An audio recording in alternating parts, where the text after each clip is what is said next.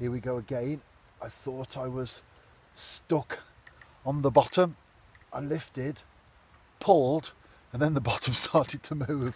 I don't think this is a perch, although I've been buying my perch food, as you saw in the previous video clip. This is a tench. I don't think this one's a bream either. I've had one on my recent sessions, but predominantly tinkers, and I don't know exactly what the bottom's like, but without doubt the fish will be heading for some sort of snag, whether it's a natural one such as overhanging branches, or maybe something else that's in the water. And it's my job to get that balance between keeping it out, but at the same time being aware that I'm only fishing with 4-pound line. At the moment I think I'm okay. I've halted the run of the fish. It's still trying to turn me though. Oh, it's a nice one. It is a tench. I've just seen it in the water. I'm going to bring it in, net it, and I will be back. To say that I'm enjoying this particular venue is putting it mildly. I thought my tinker fishing had ended with August, but rather unexpectedly, very pleasant surprise indeed, it hasn't. Not that I'm complaining, of course. Perch food, tench food, it's all the same in this case.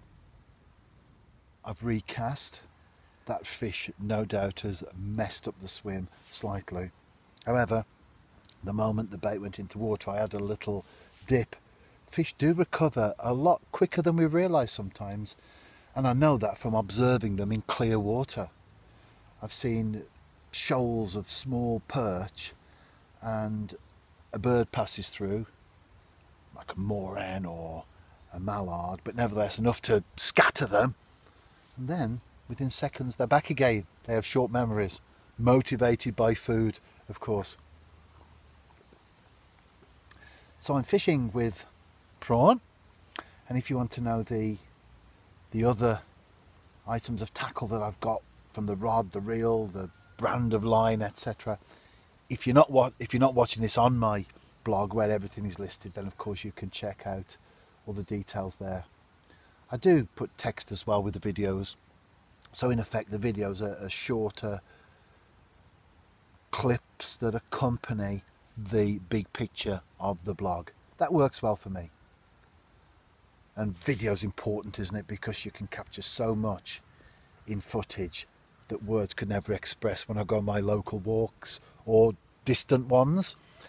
If I'm on a sightseeing trip around one of the places that I visit in football, a word is very, very limited compared to footage. But together, the two, they go well. So if you are a blogger yourself, look at the combination of the two. And by the way, I'm in my short sleeves this morning. It's an incredibly warm start to the day. Was predicted. And not sure if you can hear that there because it's on the far side of the pool, but there is actually a chiff-chaff singing. It's been going at it for a while now. It probably thinks that it's early summer, time to start nest building. And birds do get caught out in that way.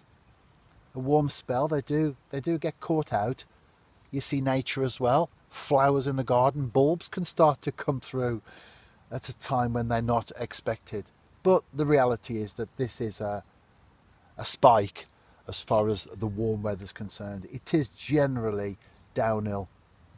Chiff-chaff from now on. It's been a very short session because I'm on my way to Swansea shortly.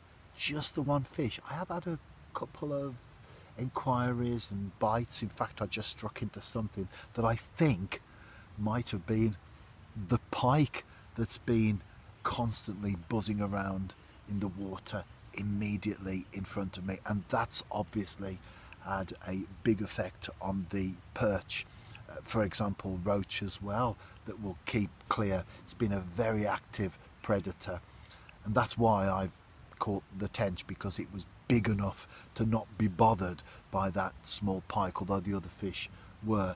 In the right context, pike are great, but I do understand why matchmen and pleasure anglers in general aren't keen on them. I don't go as far as some of them would in terms of what they think of pike. It's all part of the balance of water. I said this recently, the ecological balance of the water.